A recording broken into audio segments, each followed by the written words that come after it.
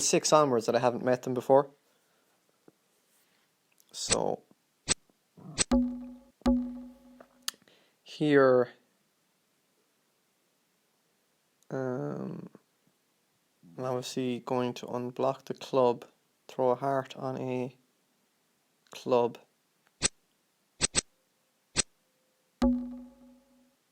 go up with a diamond, throw a heart away on the club. Now I remember the idea with this one was to was in case diamonds are 5-1 that you have to duck this diamond. So if I play the ace of diamonds, he's going to ruff it. He's going to play a spade.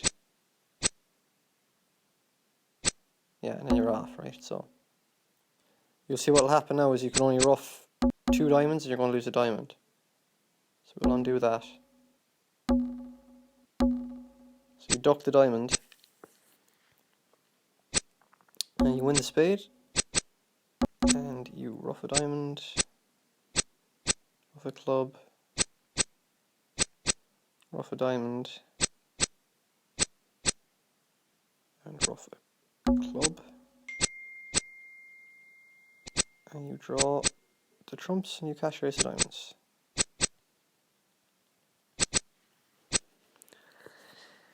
Now, the reason this is a very instructive hand is kind of, as bridge players, we're hardwired to just try and make as many tricks as possible. So like really most of the times it's not going to cost you here to just play ace king of diamonds. You're going to make an easy 13 tricks. But at imps you kind of have to alter your thinking and how do I make the contract and make sure I don't go off in the contract. Especially a slam high level contract. I kind of think in the modern scoring system, because dropping an over trick here and there can actually cost you like maybe half a victory point or a victory point. Like if it's a ridiculously conservative safety play, you shouldn't go for it. Because I mean, if you're losing a match by 2 or 3 imps just because you squandered a couple of over tricks, that's probably going to cost you more in the long run than like some very unlikely safety play coming in. So I would say, I think at a slam high level contract, definitely worth it, taking a safety play. But like, let's say if you're in, I think if you're in like a non-vulnerable 4 spades, and there's like a one, like let's say a 3% chance that something might cost you the contract, you should probably just play for the over tricks. But I remember when I first encountered this one, I was thinking that, what if spades were 4-1? Are you not down playing it this way? But you actually, it doesn't matter how the spades break. Like, the spade break only comes into question if diamonds are 5-2 or 5-1, and that's why you have to take the safety play. So if we go back here and redeal it.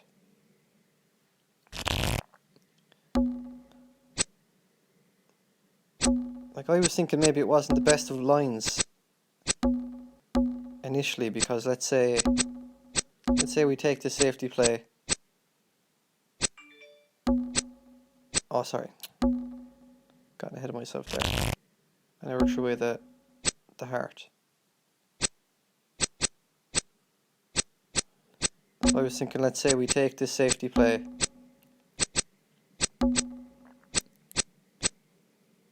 And we're actually kind of running out of trumps on the cross ruff here. So I was thinking, let's say if spades are 4-1, the guy on the right still has 3 spades.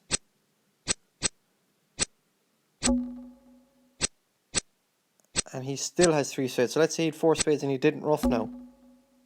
He would still have 3 spades. And when we cash our 2 spades, we wouldn't be able to take our ace of diamonds. But the reason you make the safety play is it's only relevant when diamonds are 5-0 or 5-1 rather. Because what you'll notice is if diamonds are 4-2, for example, or 3-3. So let's say we take this. Sorry about all these notifications coming in. Now, so we take the safety play. Now let's say diamonds are 4-2, for example. Now if diamonds are 3-3, we'd rough the diamond and both our diamonds would be good. Sorry, if diamonds are 3-3, they'd all follow now, and we wouldn't need to rough any more diamonds. If diamonds are 4-2, we'd rough that diamond. We could draw all the trumps now and then cash ace other diamond. So you'd only go down at 5-0 trumps. So obviously protecting against 5-1 diamond seems to be better than protecting against 5-0 trumps. So I think it's a good line. And definitely a very instructive hand. I could definitely see myself at the table going off in this, just winning it, unblocking the club, diamond up, king of clubs, heart away, and then just going ace king of diamonds and trying to make 13 tricks. I could definitely see myself doing that, so instructive hand. Board 2. Jeez, I haven't seen this one in a while. Okay, I need to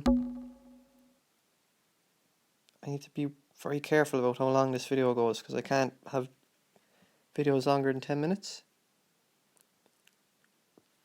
So board 2. These are tricky hands that would have to be given a lot of care and respect. So I'm remembering what the idea with this is.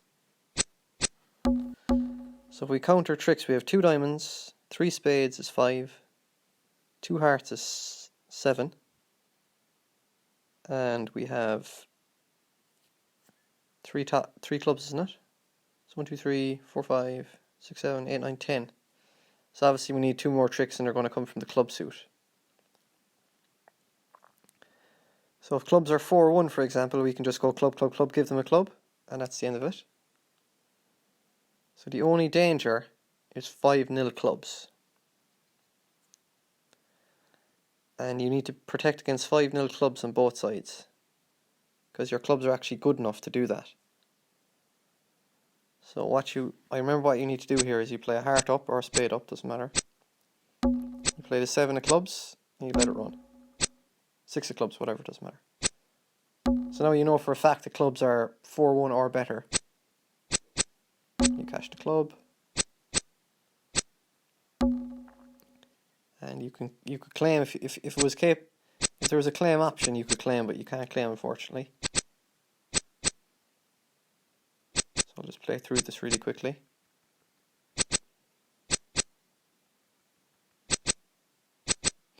So obviously, just to rub it in, they're going to make the clubs 3-2 and make you think that you cast yourself a trick.